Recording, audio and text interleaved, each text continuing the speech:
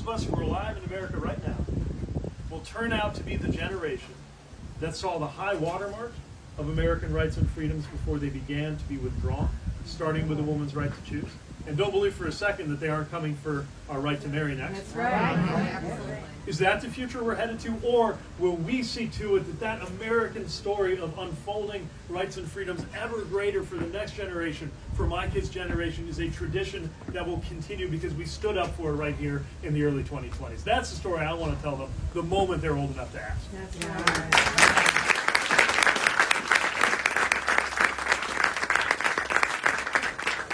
Yes, I want them to grow up in a democracy where if there is a political attack on any member of any party, a physical attack, a politically motivated act of violence directed at any member of any party, the obvious unified bipartisan answer is condemnation and making sure it doesn't happen again.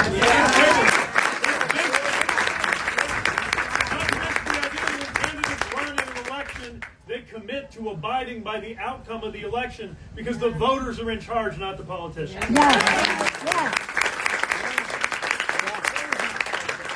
That's the world I want and expect them to grow up in, and that's the world we're building right now. Not to mention one that, to take it down from the cosmic issues of democracy and rights that we know are at stake, take it down to the bread and butter issues that I know are also such a focus here, that we Midwesterners are famously very focused on.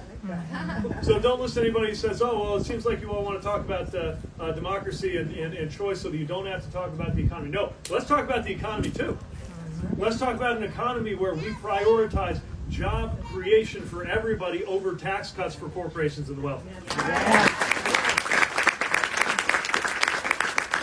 Let's build an economy where more of us can afford to get by because, like what Haley and her colleagues voted for, insulin for people on Medicare is capped at $35 a month. And if we had more Democrats in Congress, it would be for everybody, whether on Medicare or not. That's the right thing to do for our economy. That's a pocketbook issue. Lowering the cost of energy is a pocketbook issue.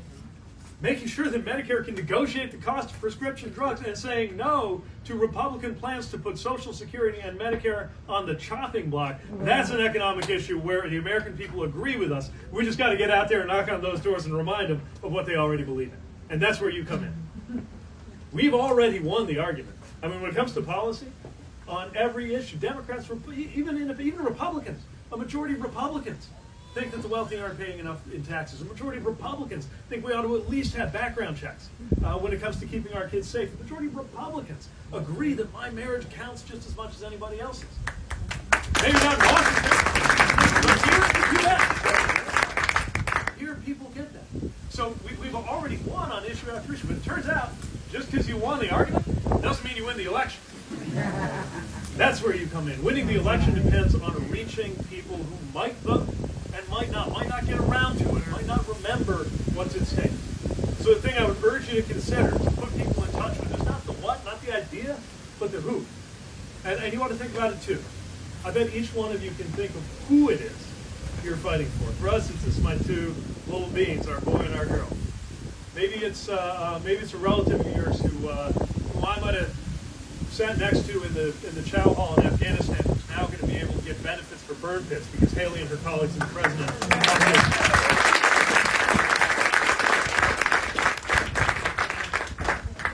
Maybe it's you or your daughter or your sister or your mother who you want to make sure has that right to choose. Maybe it's somebody you know who stands to gain by the economy that we're creating, who looks to the future and not the past. But think about that who and be there for them.